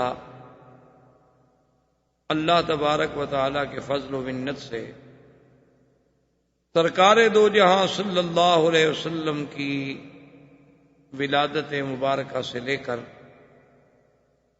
غزوہ احد تک اور اس کے بعد جلائے بنی نذیر اور اس کے بعد غزوہ احد تک ہم پہنچے۔ غزوہ احد کے بعد جلائے بنی نذیر کے بعد غزوہ خندق۔ غزوہ خندق کو غزوہ خندق بھی کہا جاتا ہے اور غزوۃ الاحزاب بھی کہا جاتا ہے۔ غزوہ خندق کو خندق تو اس لیے کہا جاتا ہے کہ سرکار دو جہاں صلی اللہ علیہ وسلم نے حضرت سلمان فارسی رضی اللہ تعالی عنہ کے مشورے پر خندق کھدوانے کا حکم دیا اور خندق کھدوائی گئی، اس لیے اس مناسبت سے اس غزوے کو غزوہ خندق بھی کہا جاتا ہے۔ غزوہ اور سرایہ میں فرق ہی یہ ہوتا ہے کہ جس جنگ میں سرکار دو جہاں صلی اللہ علیہ وسلم بذات ہی خود تشریف فرما ہوں وہ غزوہ ہو۔ اگر حضور صلی اللہ علیہ وسلم لشکر بھیجیں اور آپ تشریف نہ لے جائیں تو اس کو سریہ کہا جائے۔ اسی لیے محدثین کرام رضوان اللہ علیہم اجمعین نے سرکار دو جہاں کے غزوات اور سرایہ کو علیحدہ علیحدہ ابواب میں ذکر کیا ہے۔ تو غزوہ خندق جو ہے یہ ان غزوات میں ہے جس میں حضور صلی اللہ علیہ وسلم خود شریک ہے، اور غزوہ احزاب اس کو اس لیے کہا جاتا ہے، احزاب جمع ہے حزب، حزب مانا جماعت، تو جب چند جماعتیں، چند قبائل، چند قومیں مل جائیں تو احزاب ہو گیا، جمع کا صیغہ بن گیا۔ تو بنی نذیر کے اجلاء یعنی جلا وطن کرنے کے بعد بنو نذیر کے یہودیوں میں جو بڑے بڑے ان کے سردار تھے، حیی ابن اخطب، اسی طرح اور بڑے سردار، تو انہوں نے دراصل جا کے قریش کو ابھارا، پھر انہوں نے بنی سلیم کو، بنی فزارہ کو، بنی غطفان کو، احابیش کو، ان سب کو تیار کیا کہ ہم پوری قوت کے ساتھ مدینہ منورہ پہ حملہ کریں تاکہ اسلام کا یہ شہر، اسلام کی یہ قوت، یہ معسکر، یہ مرکز جو ہے ہمیشہ کے لیے ختم کر دیا جائے۔ تو اب اس میں چونکہ اتنی جماعتیں شامل ہو گئیں تو اس کا نام غزوہ احزاب بھی ہو گیا۔ سرکار دو جہاں صلی اللہ علیہ وسلم نے جب خندق کھدوانے کا حکم دیا تو 40 ہاتھ خندق جو ہے 10-10 آدمیوں پر تقسیم کی کہ 10 آدمی 40 ہاتھ کھودیں۔ خندق کی کھدائی اتنا گہری ہوتی تھی کہ کوئی آدمی جلدی سے اوپر نہ چڑھ سکے، اور چوڑائی اتنی ہوتی تھی کہ کوئی گھوڑا جو ہے جلدی سے پھلانگ نہ سکے۔ تو میں نے عرض کر دیا تھا کہ 3 اطراف جو تھی ان میں حرات تھے، اور ایک طرف میں بنی قریظہ یہودیوں کا بہت بڑا گڑھ تھا، مرکز تھا، قلعے تھے، اور بنی قریظہ جو ہیں وہ حضور صلی اللہ علیہ وسلم کے ساتھ معاہدے میں شریک تھے کہ ہم آپ کے دشمنوں کی مدد نہیں کریں گے۔ تو اس طرف سے حضور صلی اللہ علیہ وسلم چونکہ مطمئن تھے تو اب صرف وہ علاقہ تھا جو مدینے کے شمال میں آتا، تو اسی لیے وہاں خندق کو کھودا گیا اور اس کو لمبا اتنا کیا گیا کہ ادھر مدینہ منورہ سے ٹکرا جائے اور ادھر جبل اسیر سے ٹکرا جائے۔ اسی اثنا میں ابو سفیان کی قیادت میں، کیونکہ ابو سفیان ابھی اسلام نہیں لائے تھے اور مکے کے سب سے بڑے سردار اس وقت ابو سفیان تھے، اور ابو سفیان کے دل میں بڑی عداوتیں بھی تھیں کہ اصل جو بدر میں مار کھائی تھی کافروں نے اس کا سبب تو ابو سفیان کا قافلہ تھا، اور پھر احد کی لڑائی میں ان کی قیادت کرنے والا بھی ابو سفیان تھا۔ تو احد کی لڑائی میں اس میں تو کوئی شک نہیں کہ صحابہ کو بڑی تکلیفیں پہنچی، لیکن مشرکین کو بھی تو کچھ نہیں ملا، نہ مدینہ فتح ہوا، نہ مدینے پہ قبضہ کر سکے، نہ کوئی مسلمانوں سے قید ہوا، نہ کوئی ان کو مال غنیمت حاصل آیا، وہ تو جیسے آئے تھے اسی طرح لوٹ گئے. تو وہ بھی ابو سفیان کے دل میں ایک بہت بڑی خلش تھی. تو اس لیے وہ 10,000 کا لشکر لے کر، اور اس زمانے میں 10,000 لڑائی کرنے والے مقاتل، یعنی 10,000 جوان لڑنے کے لیے تیار ہو کے آئے. یہ کوئی معمولی سا حملہ نہیں شمار ہوتا. اور مسلمانوں کی تعداد جو تھی صرف 3,000. جب یہ لشکر آ گیا اور شمال مغرب میں انہوں نے پڑاؤ ڈال دیا، وہ تو ایک بستی آباد ہو گئی. انہوں نے خندق کے اس طرف، اور جب انہوں نے آ کے خندق کو دیکھا تو ابو سفیان نے کہا کہ ھذا اول مکیدۃ فی الحرب، بھئی یہ تو کوئی جنگی بڑی پہلی چال ہے، ہم نے تو آج تک نہیں دیکھی خندق. کیونکہ مکے والوں نے تو کبھی خندق دیکھی بھی نہیں تھی، نہ مدینے والوں نے دیکھی تھی. وہ تو حضرت سلمان نے بتلایا تھا کہ فارس کے لوگ جب اپنے دشمن کو روکنا چاہتے ہیں تو ایسے درمیان میں خندقیں کھود دیتے. تو کہنے لگا کہ یہ بہرحال ایک جنگی چال ہے، اس پر ہمیں سوچنا پڑے گا، ہمارے لیے ہے نئی بات. ادھر جناب جب یعنی محاصرہ روز بروز تنگ ہوتا چلا گیا، اور خدا کی قدرت یہ ہے کہ حالات ایسے پیدا ہو گئے کہ ابو سفیان نے حیی ابن اخطب جو سب سے بڑا یہودیوں کا سردار تھا، اس سے کہا کہ بھئی جا کے بنو قریظہ سے بات کرو، وہ تو تمہارے یہودی ہیں، ورنہ مسلمانوں سے ہم اس حال میں نہیں لڑ سکتے. چاہے ان کے پاس 3,000 آدمی ہیں، زیادہ آدمی نہیں ہیں، لیکن درمیان میں خندق ہے. اگر وہ صرف ایک صف بنا کر خندق کے مقابلے پر تیر اندازوں کی بٹھا دے تو ہمارا تو کوئی آدمی خندق عبور کر ہی نہیں سکتا. جا کے بنو قریظہ سے بات کرو. اب ہمارے پاس ایک ہی راستہ ہے کہ بنو قریظہ اللہ کے نبی کے ساتھ جو معاہدہ کیا ہے وہ توڑ دیں اور ہمیں راستہ دیں. تو جب بنو قریظہ ہمیں راستہ دیں گے تو ہم اپنی آدھی فوجیں جو ہیں بنی قریظہ کی طرف سے یعنی جنوب شرق کی طرف سے، اور آدھی فوجیں جو ہیں شمال کی طرف سے، تو جب ادھر سے ہم داخل ہوں گے تو مسلمان ادھر متوجہ ہوں گے، پھر ہم خندق عبور کر لیں، ورنہ تو خندق کا عبور کرنا بڑا مسئلہ. حیی ابن اخطب جو ہے وہ جبل احد کے پیچھے سے بہت لمبا چکر کاٹ کے، کیونکہ اب وہ شمال سے جنوب شرق میں آنا چاہتا ہے، مسلمانوں سے تو گزر نہیں سکتا، تو پیچھے سے جاتے ہوئے وہ جناب بنو قریظہ کے حصون پہ، ان کے قلعے تھے بڑے بڑے، ان کے محلات تھے، بڑی دیواریں تھیں بڑی، وہاں پہنچا. اس کے ساتھ 2 آدمی اور بھی تھے، اور اس نے بنی قریظہ کا جو سردار تھا اس کو آواز دی، کعب کو آواز دی، کعب القرظی. اس نے کہا کہ کعب، میں حیی ابن اخطب ہوں اور میں تمہارے ساتھ بات کرنے کے لیے آیا ہوں. اور وہ اپنے محل پہ بیٹھا ہوا تھا، تو اس نے وہیں سے ملازم سے کہا کہ اس سے کہو میں تمہارے ساتھ کوئی بات نہیں کرنا چاہتا.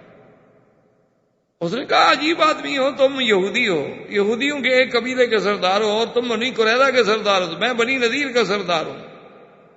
ہم مذہب ہیں، ہم مسلک ہیں، میں تمہارے گھر پہ دروازے پہ چل کے آیا ہوں تمہارے لیے بات کرنے کے لیے، تم عجیب آدمی ہو، میرے ساتھ بات کرنے کے لیے بھی تیار نہیں ہو، یہ کیا بات ہوئی؟ تو میری بات نہ مانو لیکن میرے ساتھ بات تو کرو. اس نے کہا کہ دیکھو بھائی بات سنو حیی ابن اخطب، ہمارا معاہدہ ہے محمد الرسول اللہ صلی اللہ علیہ وسلم، اور میں اپنا معاہدہ نہیں توڑنا چاہتا، میں اللہ کے نبی کے کسی دشمن سے بات بھی نہیں کرنا چاہتا، میں جانتا ہوں تم کیوں آئے ہو. انہوں نے کہا عجیب آدمی، تم نے ایسے دل میں بیٹھ کے اندازہ لگا لیا ہے کہ میں کیوں آیا ہوں. تو اب اس نے ایک چبھتی ہوئی بات کی. اس نے کہا ہاں انک تخاف ان تاکل احدا من جشیشتک، کہ تم اس لیے ڈر رہے ہو کہ تمہارا کھانا دسترخوان پہ کوئی اور نہ کھائے. بخیل ہو نا تم، ذلیل آدمی ہو نا تم، گھٹیا آدمی ہو، سردار ہو تو کیا ہو گیا.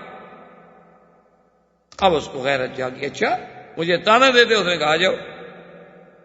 وہ تو اس کے گھر میں جانا چاہتے تھے نا، اور یہ تانا جو تھا عرب برداشت نہیں کر سکتا تھا. کوئی اس کو کہے کہ تیرے دسترخوان پہ کھانا نہیں ملے گا، یا تمہارے گھر میں کسی کو روٹی نہیں ملتی ہے، تم روٹی کھلانے سے بخیل ہو، ڈرتے ہو. یہ تو ایسا تانا تھا کہ عرب کانپ جاتے تھے کہ یہ تو قیامت تک ہمارے دل میں عیب لگ جائے. اسی لیے وہ واقعہ ہے کہ جب سیدنا عثمان رضی اللہ تعالی عنہ کے زمانے میں قرآن شریف کی تدوین، قرآن شریف کی جمع ہو رہی تھی، آپ قرآن لکھا محفوظ کیا جا رہا تھا، تو وہ اس بستی کے لوگ جن کے پاس سیدنا موسیٰ علیہ السلام اور حضرت خضر گئے تھے اور انہوں نے کھانے سے انکار کر دیا تھا، سیدنا موسیٰ علیہ السلام گئے کہ ہم مسافر ہیں، مہمان ہیں، فابوا ان یضیفوہما، انہوں نے انکار کر دیا ہم نہیں مہمان بناتے، ہمارے پاس کوئی کھانا وانا نہیں، جاؤ۔ انطاکیہ کی وہ بستی تھی، تو وہ بستی والے لوگ جو ہیں ایک وفد لے کے صحابہ کی خدمت میں آئے، انہوں نے کہا بات یہ ہے کہ اللہ کے قرآن میں وہ واقعہ نقل ہو گیا ہے کہ ہمارے ان بڑوں نے پتہ نہیں کھانے کا انکار کیا تھا، بدبختوں نے کیا کیا تھا، ہم تو زندہ رہنے کے قابل نہیں رہے، سارے لوگ ہمیں تانا دیتے ہیں کہ کتنی لانتی تھے بستی والے کہ 2 مہمانوں کو کھانا بھی نہیں دے سکے، تو تم مہربانی کرو، ہم سے جتنا دولت چاہیے، سونا چاہیے، چاندی چاہیے، پیسہ چاہیے، ہم دینے کے لیے تیار ہیں، صرف اتنی مہربانی کر دو کہ تم قرآن شریف لکھ رہے ہو، جمع کر رہے ہو۔ فَأَبَوْا أَن يُضَيِّفُوهُمَا میں با کا نیچے والا نقطہ جو ہے نا یہ اوپر لگا دو، تے بن جائے، بس ہمارا کام ہو جائے گا، کیونکہ اگر نیچے نقطہ لگائیں تو پڑھا جائے گا نا ابوا ان یضیفوہما، اور اوپر اگر 2 نقطے لگا دو تو فاتوا ان یضیفوہما، کہ بستی والے بھاگ کے آئے گا جی دعوت قبول کریں، تو انکار کے بجائے ان کی دعوت ہو جائے گی تو ہماری عزت بچ جائے گی۔ انہوں نے کہا بدبختو، عجیب لوگ ہو تم، اب اللہ کے قرآن کی زبر زیر بدل دیں گے، تم چاہے سارا ملک ہمیں دے دو، ہم خدا کا قرآن کیسے بدل سکتے؟ کیونکہ اگر ہم یہ صرف ایک نقطہ بدل دیں وہ تو پھر پورے قرآن میں تشکیک ہو گئی، چونکہ پورا واقعہ بدل گیا۔ یہ کیا کہہ رہے ہو؟ اور اللہ کا قرآن غیر محرف و غیر مبدل ہے، جس میں نہ نقطہ بڑھایا جا سکتا ہے نہ کم کیا جا سکتا ہے، تو اللہ کی حفاظت میں ہے۔ اگر ہم ایک جگہ لکھ دیں گے تو کیا ہو جائے گا؟ جو سینوں میں محفوظ ہو چکا ہے وہاں کون پڑھے گا؟ اسی لیے یہ بھی قرآن کا اس 20ویں صدی کا معجزہ سمجھیں کہ آج بھی جو پوری دنیا میں شیعہ یہ شور کرتا ہے کہ یہ قرآن ناقص ہے، محرف ہے، مبدل ہے، اور اصل قرآن جو ہے وہ مصحف علی اور مصحف فاطمہ ہے جو غار میں محفوظ ہے، اور منتظر مہدی کے پاس ہے، وہ جب آئیں گے تو وہ نکال کے لے آئیں گے، قائم آل محمد جب ظاہر ہوگا تو وہ لے کے آئے گا۔ تو اللہ کی شان دیکھیں کہ صنعا یمن میں سیدنا علی کے اپنے ایک ہاتھ اور قلم سے لکھا ہوا قرآن مل گیا، اور اس پر پوری دنیا کے بڑے بڑے جرمنی اور یورپ ان کے بڑے بڑے ماہرین جو ہیں آثار قدیمہ کے، ان کی تحقیق کے بعد یہ بات پایا، ثبوت کو پہنچ گئی کہ واقعی یہ اتنا 100 سال پہلے لکھا گیا ہے اور یہ صحیح نسخہ ہے۔ اور وہ اوراق مبارک اتنے بوسیدہ ہو چکے تھے کہ اس پہ پتہ نہیں کئی لاکھ ڈالر انہوں نے معاوضہ دیا ہے اس کمپنی کو کہ جو مثالے کے ساتھ ان کاغذوں کو پھر جوڑے اور ان کو پھر زندہ رکھے تاکہ وہ کاغذات پھٹ نہ جائیں۔ تو اب اس کو انہوں نے صنعا میں باقاعدہ وزارت الشؤون الاسلامیہ نے زیارت کے لیے رکھ دیا ہے، اور لاکھوں لوگوں نے جا کے اپنے آنکھوں سے دیکھا ہے، اور سیدنا علی کا جو اپنی قلم کا لکھا ہوا ہے قرآن اس میں، اور حضرت عثمان کے قرآن میں ایک زبر زیر کا فرق بھی نہیں۔ تو بہرحال جب اس کو اس کی بخل کا تانا دیا گیا تو اس نے بلا لیا اور بیٹھے تو حیی ابن اخطب بڑا چرب زبان تھا، بڑا بولنے والا آدمی تھا، اس نے کہا کہ آپ کیا بات کر رہے ہو، عجیب بات، میں نے ساری دنیا کو ہلا ڈالا کہ بھئی میں نے مکہ سے قریش کو نکالا، بنو غطفان کا 4000 کا لشکر لے کے آیا، بنو فزارہ، بنو سلیم، احابیش، ان سب لوگوں کو میں لے کے آیا کہ ایک ہی دفعہ مسلمانوں کی قوت کو ہمیشہ کے لیے ختم کر دیں۔ اب تم یہاں معاہدہ کر کے بیٹھے ہوئے، کیا معاہدہ ہے بھی تمہارا ان کے ساتھ؟ جب تم ان کو نبی نہیں مانتے، وہ تمہیں مسلمان نہیں مانتے، تو کس بات کا معاہدہ یار؟ حجی بیوقوف آدمی ہو، تم ہمارا ساتھ دو تو ایک دن میں بات ختم ہو سکتی ہے، ان کے پاس کل 3000 ہمارے پاس 10,000 کا لشکر، صرف تم ہمیں راستہ دے دو، چلو بندے بھی نہ دو، اپنے بندے جنگ میں بھی نہ جھونکو، چلو کل تھوڑا بہت کوئی بہانہ بھی بن سکتا ہے کہ جی وہ ادھر سے عبور کر گئے، ہمیں خیال نہیں رہا، ورنہ ہم نے تو کوئی مدد نہیں کی۔ تو تم اس طرح کرو کہ ہمیں اپنے قبیلے سے گزرنے دو، ہم اپنی آدھی فوجیں جو ہے اس طرف ڈال دیتے ہیں تاکہ جنوب شرقی سے بھی حملہ ہو اور شمال سے بھی حملہ ہو، مسلمانوں کی قوت کو ہمیشہ کے لیے ختم کر۔ اور آخر میں آ کر وہ مان گیا، انہوں نے کہا کہ ٹھیک ہے، ہم حضور کے ساتھ معاہدہ توڑتے۔ حضور صلی اللہ علیہ وسلم کو بھی اڑتی ہوئی خبر پہنچی کہ یہودی جو ہیں بنی قریظہ وہ تو معاہدہ توڑ رہے ہیں۔ اب اگر وہ معاہدہ توڑ دیں تو بات ہی ختم ہوگی، وہ جنوب شرقی جو ہے وہ تو محفوظ نہ رہا مدینہ منورہ کا۔ تو حضور صلی اللہ علیہ وسلم نے فوراً دو حکم جاری کیے۔ ایک تو آپ نے سعد ابن معاذ اور سعد ابن عبادہ رضی اللہ تعالی عنہما، یہ دونوں سعد اور حقیقتاً بھی سعد تھے، ان کو بلایا کہ دیکھو تمہارے تعلقات ہیں، چونکہ یہ دونوں جو تھے یہ قبیلہ اوس کے سردار تھے، اور قبیلہ اوس اور خزرج جو ہے، خزرج قبیلہ جو تھا ان کا تعلق تھا یہود بنی نذیر سے، وہ ان کے حلفاء تھے، اور قبیلہ اوس جو ہے یہ بنی قریظہ کا حلیف تھا۔ تو نے کہا کہ وہ تمہارے حلفاء ہیں، تمہارے ساتھ ان لوگوں کے پرانے تعلقات ہیں، اور پھر بنی قریظہ نے ہمارے ساتھ معاہدہ کیا، تو ہمیں پتا چلا ہے کہ وہ معاہدہ توڑ رہے ہیں، غدر کر رہے ہیں، تم جا کے ان سے بات کرو، ایک تو پتہ کرو کہ کیا واقعی معاہدہ توڑ رہے ہیں یا نہیں توڑ رہے، اگر نہیں توڑ رہے تو بات ختم ہو گئی، لیکن اگر وہ معاہدہ توڑ رہے ہیں تو انہیں مجبور کرو کہ بے وقوفو کیا کر رہے ہو تم، اللہ کے نبی کے ساتھ معاہدہ توڑ رہے ہیں۔ لیکن ایک بات کا خیال رکھنا کہ خبر جو بھی ہو اس کو کسی پہ ظاہر نہیں کرنا، واپس آ کر مجھے بتانا ہے، اور اگر میں صحابہ کے جمع غفیر میں بیٹھا ہوں تو پھر اشارے سے بات کرنی ہے، کنائے سے بات کرنی ہے، ظاہر نہیں کرنا، کیونکہ اگر یہ بات کا پتہ چل گیا تو مسلمانوں کو تو حوصلے پست ہو جائے۔ حضور صلی اللہ علیہ وسلم نے ایک فیصلہ یہ فرمایا اور دوسرا یہ حکم دیا کہ مدینہ منورہ میں تمام عورتوں کو، تمام بچوں کو، تمام بوڑھوں کو ایک بڑے محل میں، ایک بڑے مکان میں، ایک بڑی حویلی میں بند کر دیا جائے تاکہ وہ ایک جگہ محفوظ رہیں کہ ہم جوان تو سارے خندق پہ آئے ہوئے ہیں، مدینہ منورہ تو خالی ہے، اگر خدا نہ کرے کوئی دشمن حملہ کر دے تو پھر عورتوں اور بچوں کی حفاظت کرنا تو مشکل ہو جائے، ایک ایک گھر پہ کون پہرا دے۔ ایک جگہ جب وہ محفوظ ہوں گے تو اللہ رحمت کرے گا، پہلے تو کوئی حملے کرنے کی ضرورت بھی نہیں کرتا نا، اکیلی عورت ہے تو اٹھا لے گا، اور وہاں جو ہمارے صحابہ کمزور ہیں، ضعیف ہیں، بوڑھے ہیں، یہ بھی وہاں بھیج دیے جائے، کیونکہ لڑ تو سکتے نہیں بیچارے، تو وہاں عورتوں کا ایک جگہ اجتماع کر دیا گیا۔ حضرت سعد واپس آئے اور وہ خبر لے آئے کہ یہودیوں نے معاہدہ توڑ دیا۔ آئے تو حضور صلی اللہ علیہ وسلم صحابہ کے مجمع میں بیٹھے ہوئے تھے، تو حضور نے جب دیکھا تو حضور تو پہچان گئے اس کے چہرے سے کہ بھی خبر اچھی نہیں ہے۔ آپ نے پوچھا کہ ہاں کیا خبر ہے؟ اس نے کہا جی القارۃ والعدو، حضور کیا کریں، دشمن ہے اور اس حملے کا خطرہ ہے، ہر طرف دشمن ہے اور تو کوئی ایسی بات نہیں۔ تو حضور نے فوراً اس کی بات کو رکھنے کے لیے فرمایا اللہ اکبر، اس میں ایک اظہار تھا کہ اللہ بڑا ہے، وہ اگر ہمیں نقصان پہنچانا چاہتے ہیں تو کیا کریں گے، اور دوسرا یہ اظہار تھا کہ مسلمان یہ سمجھیں کہ حضرت سعد اچھی خبر لائے ہیں، حضور خوش ہو کے اللہ اکبر کہہ رہے، لیکن وہ بات چھپی نہیں رہ سکتی، آخر وہ بات جو تھی نکلتے نکلتے مسلمانوں کے پاس بھی پہنچ گئی کہ بنو قریظہ نے عہد توڑ دیا ہے۔ نتیجہ یہ نکلا کہ جو منافقین تھے وہ فوراً بھاگ گئے، اور جو مسلمان تھے بیچارے ضعیف اور کمزور دل وہ بھی بھاگ گئے۔ حضور جب صبح کو اٹھے تو 3000 میں باقی 300 آدمی ساتھ۔ احباب کرام، اس کے بعد اب آپ اس مبارک سلسلے کی CD نمبر 20 سماعت فرمائیں۔